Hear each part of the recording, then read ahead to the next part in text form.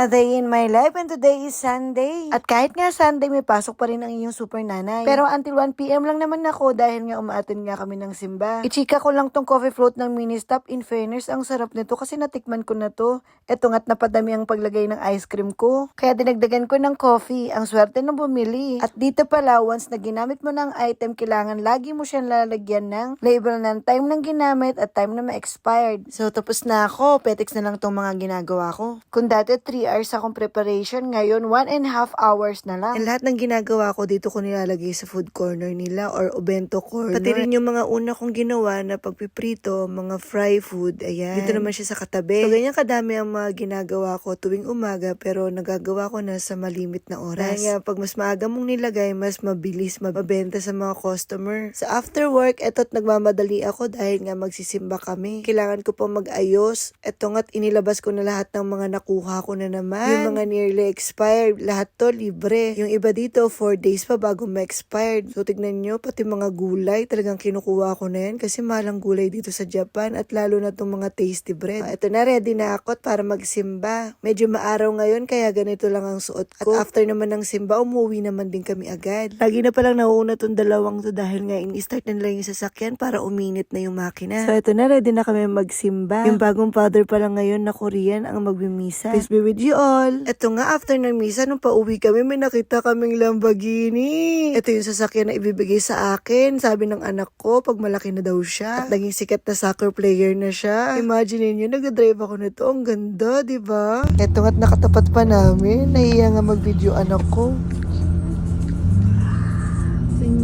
Pagdating nga sa bahay, nakita ko't napansin ko na flat yung gulong ng anak ko. Kaya sabi ko sasamahan ko siya at ipagawa namin. Dahil sa may oras pa naman ako at maya-maya may pasok pa ulit ako. Buti na lang at may malapit na paggawaan ng bike dito. At habang nga ginagawa itong bike, naisipan ko na rin na mamili kami. Dahil nga hindi pala ako nakapamili ng mga prutas. At total grocery store naman yung nasa baba. At ito nga't nabudol ako ng anak ko. Napakamahal ng pakwan dito. Yung mga hilig niya, maharlika. Natapos na kami mag-grocery pero hindi pa rin tapos yung bike niya. Kaya dito lang muna kami sa parking lot. Upo muna kami dito sa gilid at kumain kami ng ice cream. Hello, welcome to my bike. Hindi ko to gusto kaso wala kami makain kaya kain muna kami.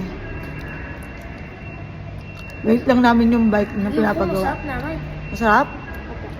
Cold. Ay, yung cone. Eh, di cone na lang bilhin natin. 5 pa ibibigay yung bike niya. Kasi na flat. So, pinagawa namin. Siya naka-bike, ako naka-motor. Hinihintay muna namin. Magka 5 na, tapos may pasok na naman ako ng 6 PM. Nye! Nye! Huwag na pinto dyan. Ulit. Balik na. Nye! Bakit may pintuan? Para hindi dumaan ang tao dito kasi sakyan. Kaya may pintuan dyan. Tara! Let's go na. Okay na yung bike mo.